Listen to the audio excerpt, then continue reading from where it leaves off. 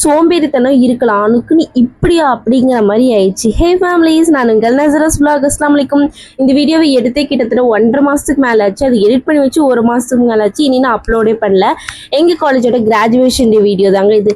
சோம்பேறித்தனம்னு இல்லை, நிறைய ஒர்க் இருந்தனால அது அப்படியே ஸ்கிப் ஆகி வேறு வீடியோ அப்லோட் பண்ணி இந்த வீடியோவே நான் சுத்தமாக மறந்துட்டேன். ஸோ கிராஜுவேஷன் டேல என்னெல்லாம் நடந்துச்சுன்னு இந்த வீடியோவில் ஒரு குட்டி விலாக பார்த்துடலாம். ஸோ கிராஜுவேஷன் டே முடிச்சுட்டு லஞ்சு சாப்பிட்டு அதுக்கப்புறம் கேக் வைக்கலாம்னு சொல்லிட்டு பிளான் பண்ணியிருந்தோம். ஸோ இந்த கேக்கை டுன்டு ஹோம்மேட் கேக்ஸ் அப்படிங்கிற இன்ஸ்டாகிராம் பேஜ்லேருந்து வாங்கியிருந்தோம். குட்டி டீட்டெயிலிங்ஸ் கூட ரொம்ப அழகாகவே கொடுத்துருந்தாங்க. ஸோ அதுக்கப்புறம் ஃப்ரேம் ஒன்று வாங்கியிருந்தோம் மேம்காக. ஸோ அந்த frame Royal gifts and arts அப்படிங்கிற இன்ஸ்டாகிராம் பேஜ்லேருந்து ஆர்டர் பண்ணியிருந்தோம். ரொம்ப நாள் கழிச்சு ஃப்ரெண்ட்ஸ் எல்லாம் மீட் பண்ணோம். ரொம்பவுமே ஹாப்பியாக இருந்துச்சு. காலேஜ் டைம்ஸ் டேல டெய்லியுமே மீட் பண்ணுவோம். அப்போல்லாம் அந்த விஷயம் அவ்வளோக்கா தெரியல.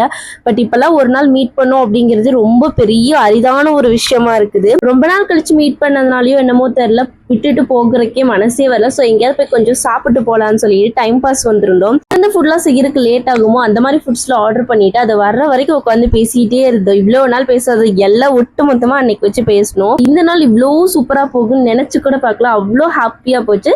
ஸோ இந்த மாதிரி நிறைய வீடியோஸ் பார்க்க